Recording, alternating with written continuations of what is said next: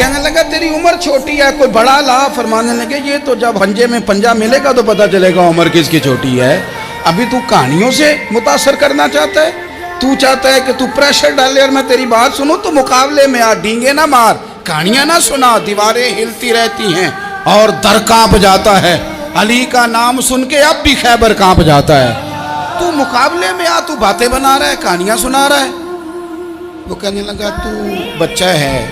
میں چاہتا نہیں تیرا خون بہاؤں۔ تو حضرت علی کہنے لگے میں بڑے دن سے پریشان ہوں کہ کسی بے ایمان کا خون بہایا کیوں نہیں، میرا بڑا دل کر رہا ہے تیرا خون بہاؤں۔ اس نے بڑی زوردار ضرب لگائی، غصے میں اتنا پاگل ہوا، کیونکہ اس کے بارے میں معروف تھا کہ وحشی مزاج آدمی،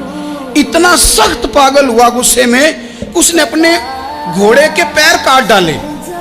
پہلے تلوار گھوڑے کو دے ماری، اس کو کاٹ کے دوڑا۔ یہ کیوں کرتے تھے لوگ،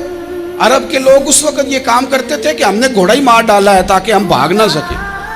کہتے ہیں نا کشتیاں جلا دی ہیں کہ اب واپس جانے کا راستہ ہی بند ہو جائے، گھوڑے کے پیر کاٹ ڈالے کہ بھاگنا نہیں، اور بڑی زور سے اس نے ضرب لگائی حضرت علی پر۔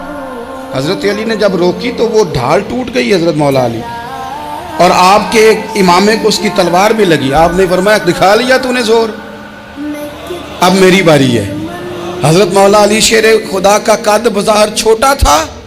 صحابہ کہتے ہیں ہم دور سے دیکھ رہے تھے، اللہ اکبر کہہ کے تھوڑا سا زمین سے وہ اٹھے، تھوڑا سا اٹھے، اور پھر دوبارہ نہیں انہیں تلوار چلانی پڑی، ایک ہی ضرب لگائی اور اس کے دو ٹکڑے کر کے اسے زمین پہ پھینک دیا۔ تو عزیز دوست، آپ یاد رکھیں گے اس بات کو کہ اپنی زندگی کے اندر مروب ہونا چھوڑ دیں،